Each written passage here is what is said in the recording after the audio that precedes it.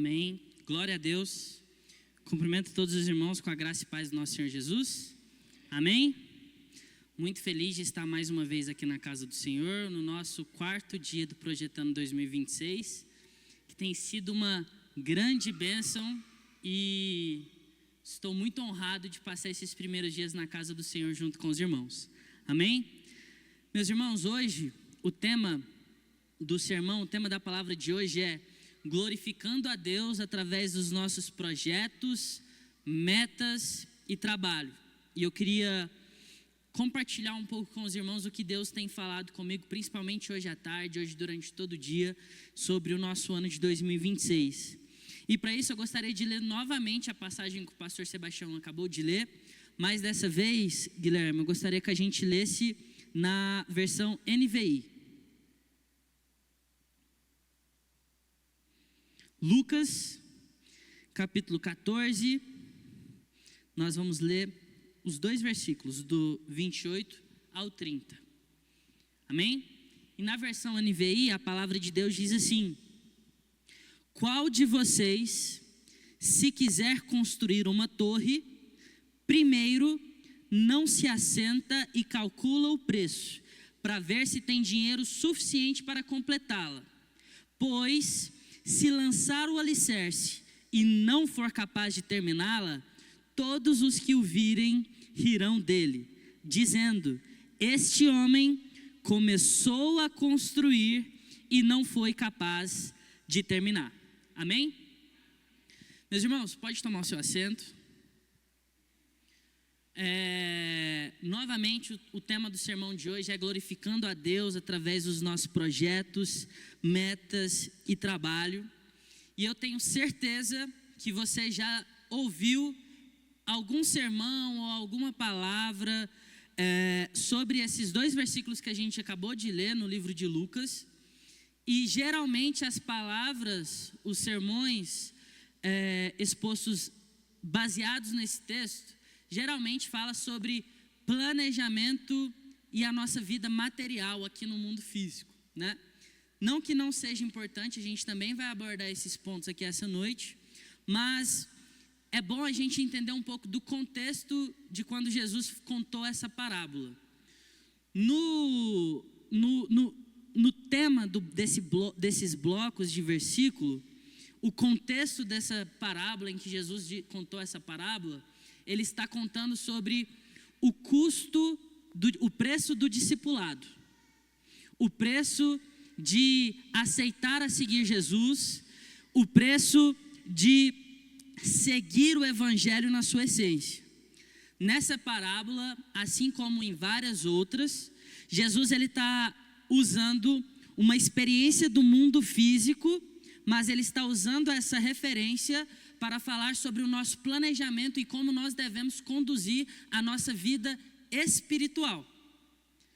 Jesus aqui ele está dando uma analogia do mundo físico, mas também que conta para a nossa vida espiritual e do nosso relacionamento com Jesus, com o Espírito Santo. Como assim? Quando a gente senta, quando a gente projeta, e que bom que a gente está falando sobre esse tema logo na primeira semana de 2026, porque não sei você, mas provavelmente sim, eu já sentei, já tentei elaborar as minhas metas para o ano de 2026, ainda não estão 100% concluídas, mas já estou escrevendo. Qual que é o fluxo normal de quando alguém vai planejar algo? Quando alguém vai construir uma casa, ou quando alguém vai adquirir um carro próprio, ou qualquer que seja o bem material que você esteja buscando. O fluxo ideal, não que todos sigam, mas o caminho ideal é você sentar, você planejar, você calcular os custos, você avaliar os recursos que você vai precisar para conseguir chegar naquele seu objetivo, certo? E nessa parábola, o que Jesus estava querendo ensinar aos discípulos é: olha, se você quer ter uma vida de relacionamento com Jesus, com o Espírito Santo, com o Pai, se você quer ter uma vida próxima a Deus, se você quer ter um relacionamento com Deus, você também precisa fazer esse planejamento. Você também precisa se estruturar, você também precisa se planejar.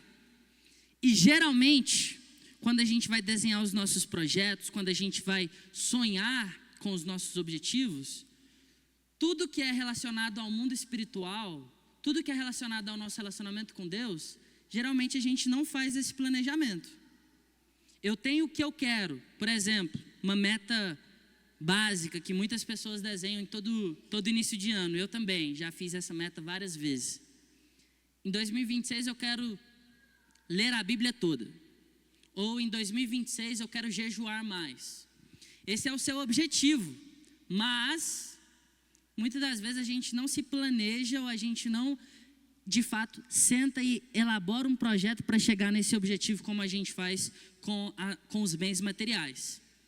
E aqui Jesus está ensinando e dizendo, olha, da mesma forma que você se planeja para os seus objetivos no mundo físico, seus objetivos na sua vida aqui na terra, você também precisa se planejar e se organizar para você ter um relacionamento com o Pai, para você de fato ter uma vida alinhada com o reino.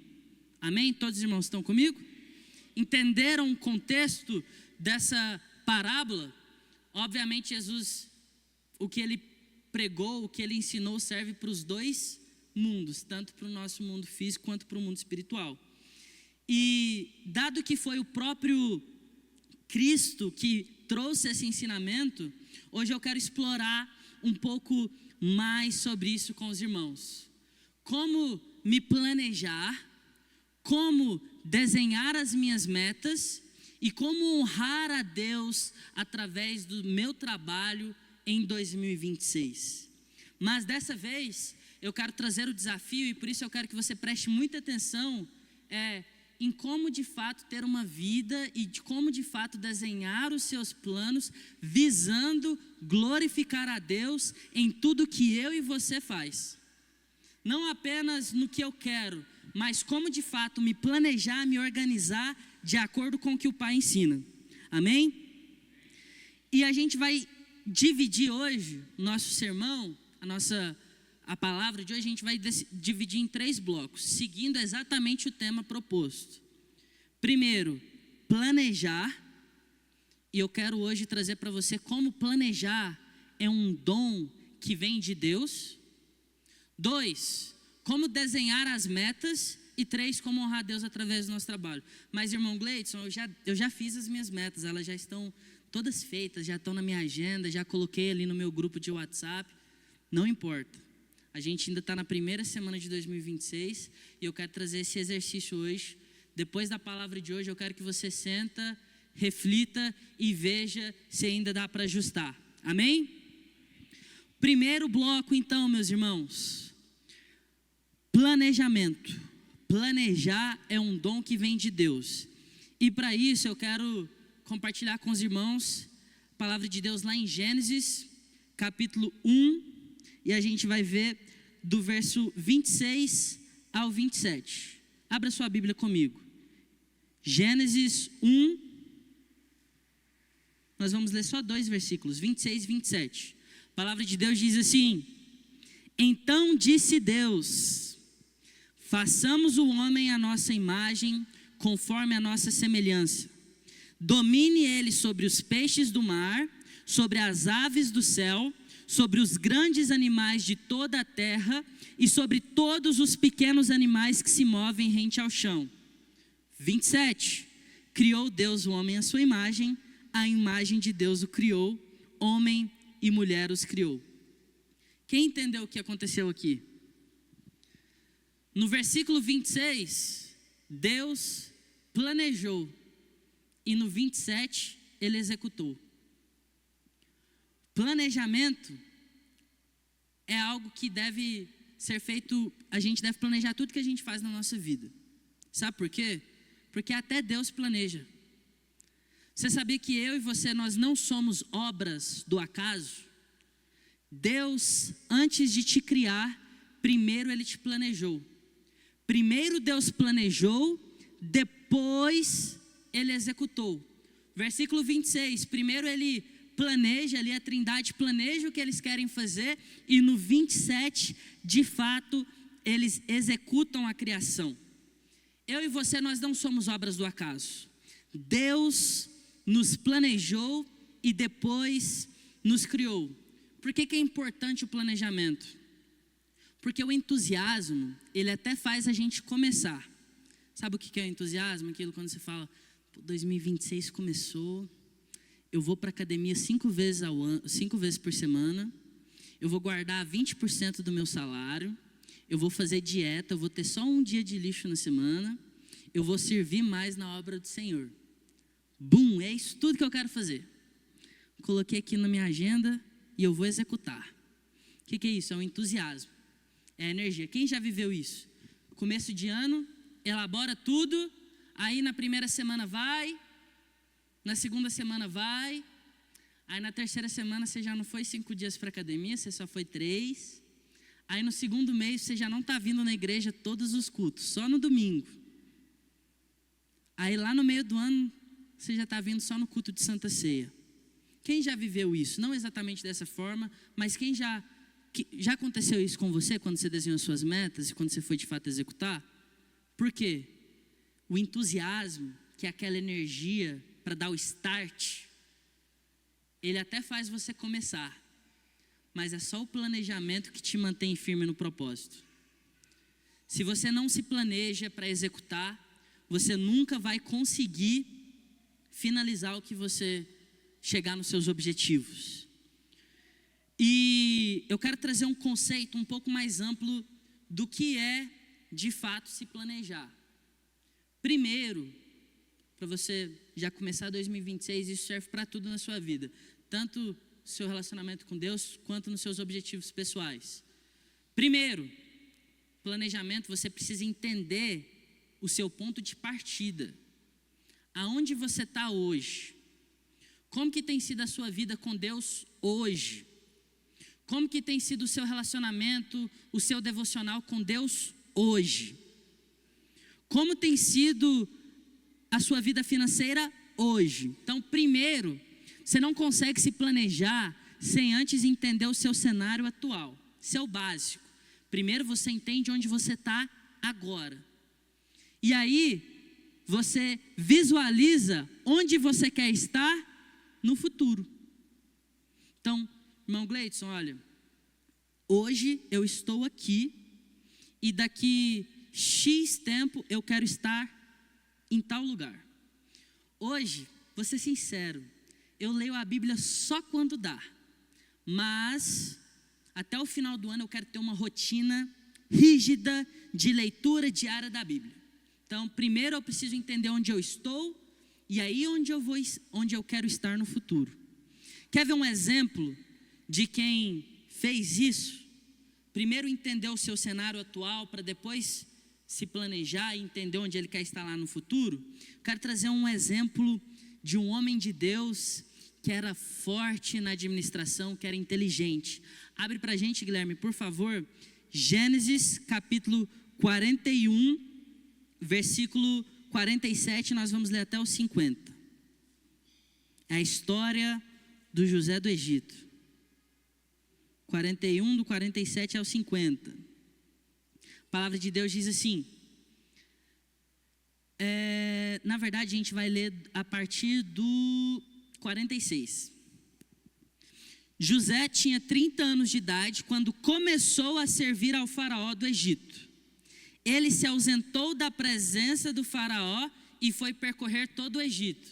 Então, no 46, a primeira coisa que José fez foi percorrer o Egito, porque ele tem que entender como que está o cenário, ele tem que entender o território, ele tem que entender como que está o hoje. Versículo 47, durante os 7 anos de fartura, a terra teve grande produção. José recolheu todo o excedente dos 7 anos da fartura do Egito e armazenou na cidade. Em cada cidade ele armazenava o trigo colhido nas lavouras das redondezas. Assim, José estocou muito trigo como a areia do mar. Tal era a quantidade que ele parou de anotar, porque ia além da medida. Antes dos anos de fome. A gente pode encerrar aqui. Então, um exemplo de gestão bíblica, primeiro eu preciso entender onde eu estou para depois eu desenhar aonde eu quero estar.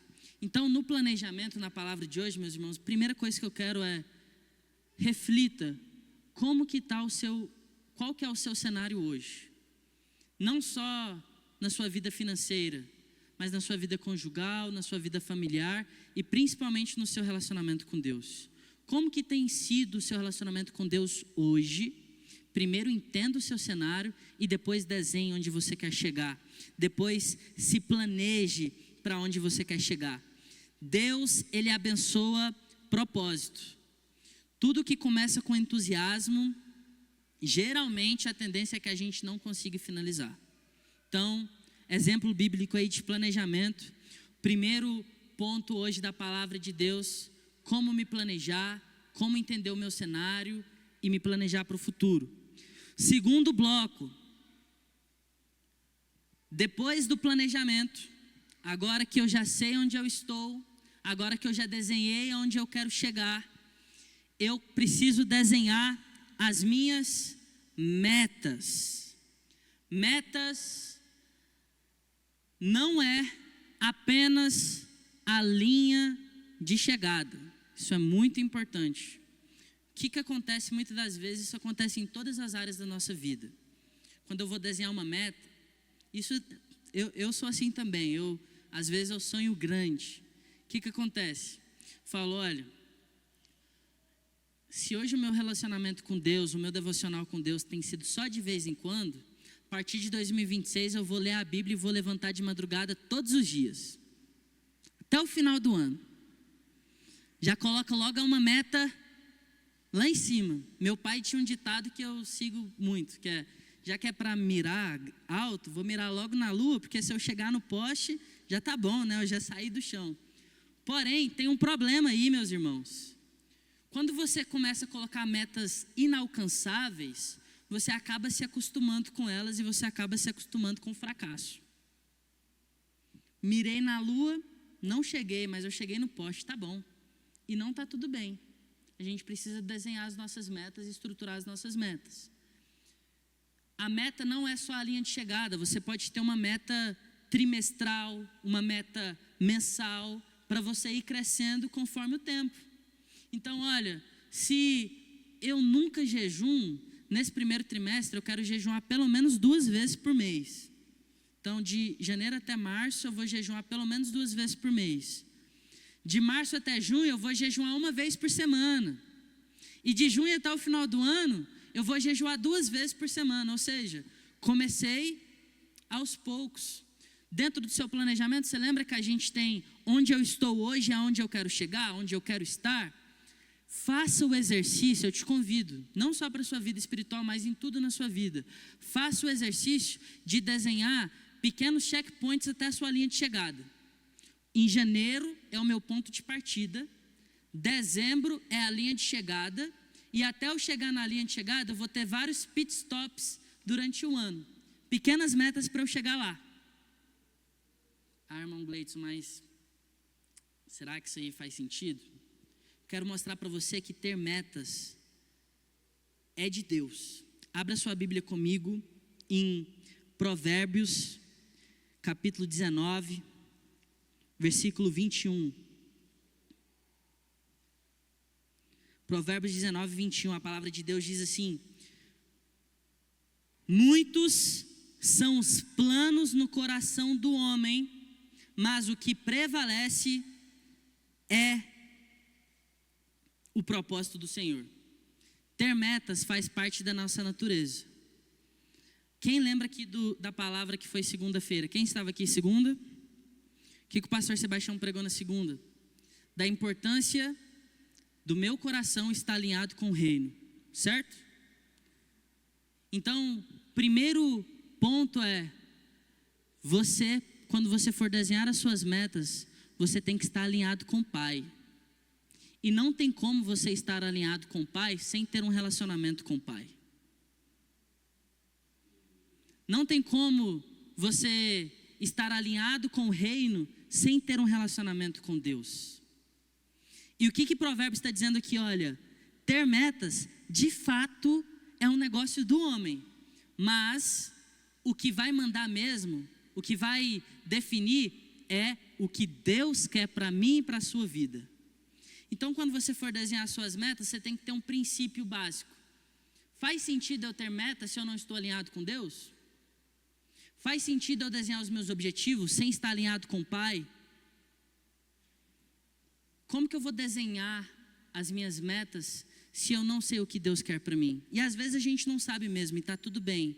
Mas se você tem um relacionamento diário com Deus, se você está alinhado com o Espírito, se Deus é de fato prioridade na sua vida, no seu dia a dia, você pode ter certeza que o Espírito Santo vai guiar as suas metas.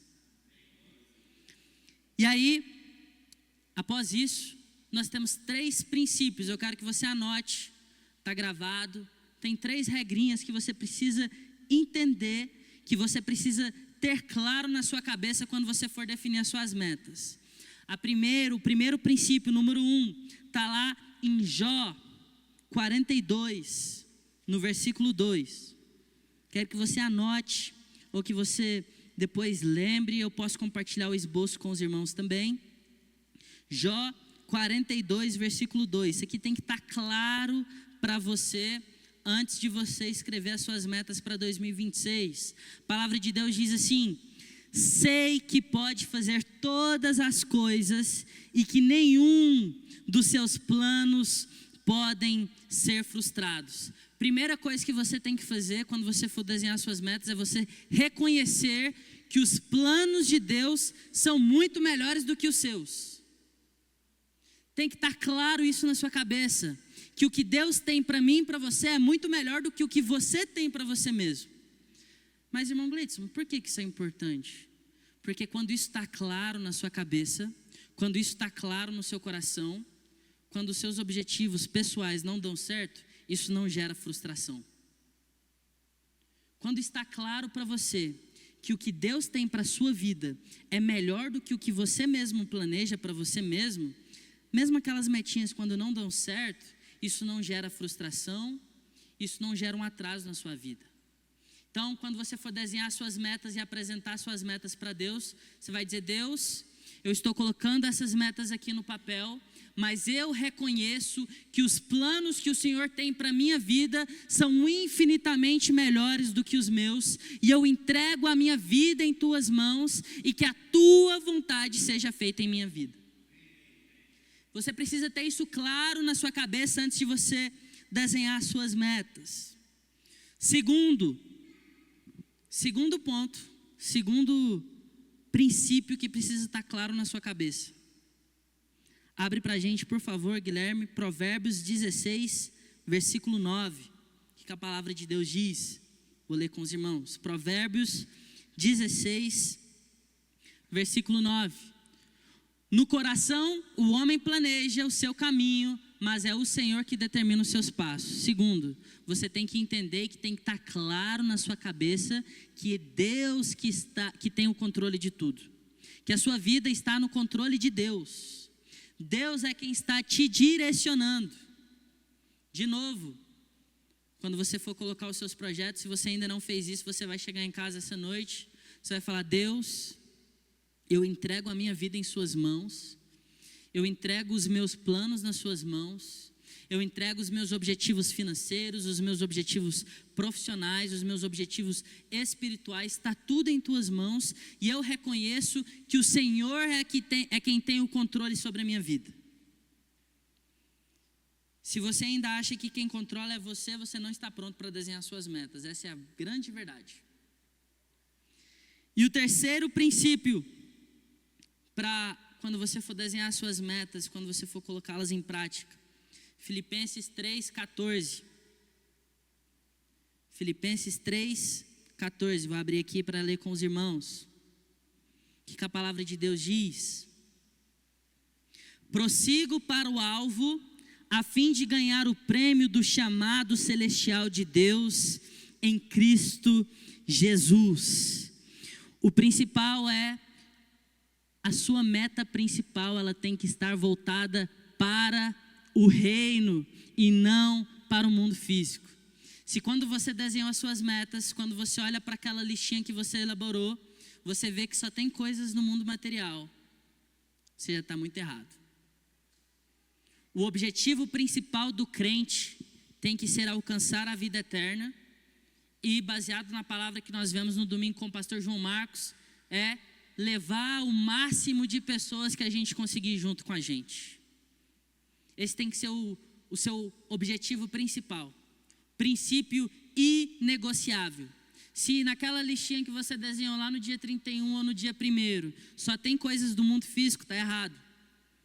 O crente, o objetivo, o foco principal do crente tem que estar conectado diretamente com o reino. Igual o Tiago fala, que muitas das vezes a gente pede e Deus não nos dá porque a gente pede, porque o que está no nosso coração, os nossos desejos não estão conectados com o reino, estão conectados só com as coisas terrenas. Quem lembra da pergunta que o pastor João Marcos fez na segunda? Você colocou nos seus projetos que você quer discipular alguém esse ano de 2026?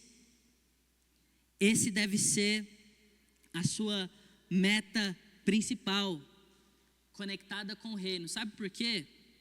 Quando tudo que você faz no seu trabalho, na sua vida, está conectado com o reino, você ganha 2 vezes, sabia? Estava falando isso com o João esses dias.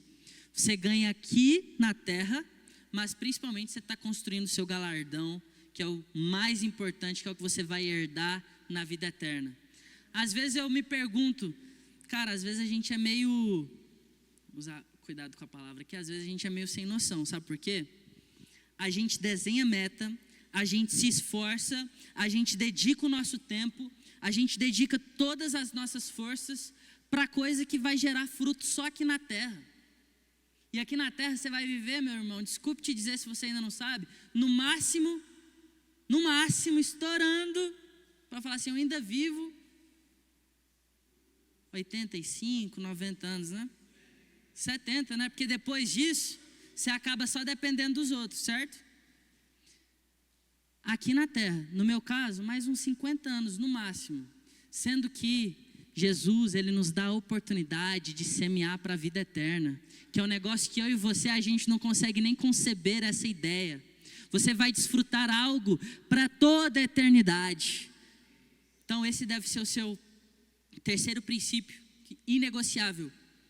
Todas as minhas metas, elas precisam estar conectadas com o reino. Tempo, já vou finalizando, meus irmãos. Terceiro bloco, que é o que eu quero explorar com os irmãos aqui. Terceiro e último bloco. O trabalho, nosso trabalho, o seu trabalho é bênção e você foi colocado lá para glorificar a Deus através do seu trabalho. Quero ler com os irmãos Colossenses 3, nós vamos ler do 23 ao 25. A palavra de Deus diz assim: tudo o que fizerem, façam de todo o coração, como para o Senhor, e não para os homens, sabendo que receberão do Senhor a recompensa da herança. É a Cristo, o Senhor, que vocês estão servindo. Última frase do versículo 24. É a Cristo, o Senhor, que vocês estão servindo. Meus irmãos, a gente precisa ressignificar a nossa relação com o nosso trabalho em 2026. O nosso trabalho, ele precisa deixar de ser um fardo, um peso. A gente precisa de parar de ter aquela síndrome do fantástico. Sabe qual que é a síndrome do fantástico? Domingo, final do dia, à noite ali, ó, depois do culto, falando, amanhã, de novo, começa segunda-feira, né? Isso não tem que estar no vocabulário do crente. O seu trabalho, você foi colocado lá pelo Senhor, e através do seu trabalho você vai glorificar a Deus. Como diz Colossenses 3:24, é ao Senhor que vocês estão servindo. No que isso é importante? E é isso que eu quero trazer para você em 2026. Você não é crente, você não é cristão daquela porta para fora, para dentro. Ser cristão, servir ao Senhor é um estilo de vida. Ser cristão, mini Cristo, você tem que ser um exemplo de Cristo aonde quer que você vá. Aqui, na sua casa e principalmente no seu trabalho. o seu trabalho ele tem que ser uma oportunidade de você pregar a Deus. Você já falou de Jesus no seu trabalho? Para o seu colega de trabalho? Às vezes a gente fala, baseado de novo na palavra do João domingo, meu irmão, eu trabalho demais, eu não tenho tempo. Cara, no seu trabalho é uma oportunidade que você tem para pregar a palavra do Senhor, para glorificar a Deus através da sua vida. E de novo, no versículo 24, é a Cristo Senhor que você está servindo. Eu quero te contar uma receitinha básica. Depois eu vou contar um breve testemunho. Quando você entende esse versículo, saber que você passa a ganhar o crente, um trabalhador normal, um CLT, quantos salários ele tem durante um ano? Quantos? CLT? 13, certo? Sabia que o crente, ele tem 25 salários? Porque quando você segue esse versículo na risca, você está ganhando e plantando, e você vai colher aqui na terra, mas você também vai colher lá nos céus. Porque você está servindo a Cristo Jesus. Quando nós trabalhamos para a glória de Deus, o nosso salário vem em dobro. 1 Coríntios 10:31 diz: tudo que você faz, absolutamente tudo, tem que ser para a glória de Deus. Aqui na igreja, mas principalmente no seu trabalho. Um brasileiro médio, ele gasta 30% da vida dele, da vida inteira dele, no trabalho. Uns outros 40% é dormindo, ou seja, o trabalho é a maior oportunidade que você tem para glorificar a Deus e para pregar a palavra dele. Eu quero, antes de concluir, ler com os irmãos em 1 Pedro 2:12, e eu quero contar um breve testemunho. 1 Pedro 2:12, a palavra de Deus diz assim: vivam entre os pagãos de maneira exemplar, para que mesmo que eles os acusem de praticarem o mal, observem as boas práticas que vocês pratiquem e glorifiquem a Deus no dia da intervenção dele. O que está dizendo aqui, meus irmãos? Um grande problema do cristão hoje, principalmente aqueles que é muito envolvido na obra, vou usar o João como exemplo. O João, ele trabalha aqui na igreja, e o trabalho dele também é relacionado a uma escola teológica, certo? Então o João, ele está cercado de crente o dia inteiro dele. No dia inteiro do João, ele está cercado de crente. No meu caso, eu trabalho home office, então a minha rotina é casa, igreja, igreja, casa. Lá em casa todo mundo é crente, glória a Deus, e aqui na igreja também. Quais são as oportunidades que eu tenho de cumprir o meu ID? No meu trabalho, para quem não sabe, eu trabalho para uma empresa canadense, e no meu trabalho eu sou cercado de pessoas assim do mundo inteiro, mas boa parte das pessoas ao meu redor, ou elas não têm religião, ou elas são muçulmanas, que é uma religião muito forte no meu ambiente de trabalho. E eu encontrei no meu trabalho uma oportunidade de pregar a Deus, de glorificar a Deus, e das pessoas veem Deus em mim. Graças a Deus, nos meus primeiros meses, até hoje, eu tive muito bons resultados no meu trabalho. E toda vez que alguém me perguntava: Gleidson, qual que é o seu segredo para você ter esse resultado? Eu falava: primeiro, graças a Deus, eu oro muito para Deus me dar competência para eu conseguir executar o meu trabalho. Se não fosse Deus, eu não conseguiria. Esse é o primeiro. Segundo, eu gosto de ter um relacionamento com Deus. Eu gosto de começar o meu dia lendo a Bíblia, estudando, falando com Deus. Aí no terceiro pilar que eu fui falar sobre as coisas que eu fazia para ter bons resultados. Toda vez que alguém me perguntava, eu dava a mesma resposta. Chegou um momento que me perguntaram de novo: Gleidson, o que você faz para ter os seus bons resultados? Aí o meu colega ele já contou, é Deus. Graças a Deus eu tive a oportunidade de pregar o meu Deus num ambiente totalmente contrário a Cristo. E hoje, glória a Deus, todas as pessoas já sabem que eu sirvo a Deus, ali no meu ambiente profissional. É nas pequenas coisas, nas pequenas oportunidades que você tem a oportunidade de glorificar a Deus. E é isso que Pedro está dizendo aqui. Olha, no meio dos pagãos, tome cuidado com a sua conduta. Seja cristão em todos os lugares que você vá, para que através da sua vida, do seu testemunho, pessoas possam ser impactadas pelo Evangelho. Glorificando a Deus através do seu planejamento, glorificando a Deus através das suas metas, glorificando a Deus através do seu trabalho. Como 1 Coríntios 10:31 diz, em tudo, em absolutamente tudo que você faz, Deus tem que ser glorificado através da sua vida, através da minha vida. Meus irmãos, eu quis trazer nesse formato essa noite, porque foi um formato que Deus falou muito ao meu coração, e eu quero te convidar a fazer esse exercício. Coloque de pé. Quero que você feche os seus olhos e reflita. Os seus projetos glorificam a Deus? As suas metas estão alinhadas com o céu? Não vamos esquecer a palavra do pastor Sebastião de segunda-feira. O seu coração ele tem que estar alinhado com Deus. Se o seu coração não estiver alinhado com Deus, a sua meta, o seu trabalho, o seu esforço é tempo perdido em vão. E eu quero deixar uma última frase antes da gente orar para concluir. O seu trabalho, ele é um púlpito vivo. Está vendo isso aqui? A gente considera aqui um lugar santo, certo? Um lugar onde é pregada a palavra de Deus. O seu trabalho tem que ser da mesma forma. Você tem que se lembrar que você não está servindo apenas ao homem, mas você está servindo a... Amém? Feche seus olhos, quero fazer uma oração com você. Senhor Jesus, Pai, muito obrigado. Muito obrigado pela oportunidade de mais uma vez estarmos aqui na Tua casa, para Te adorar, para Te louvar, para ouvir a Tua palavra.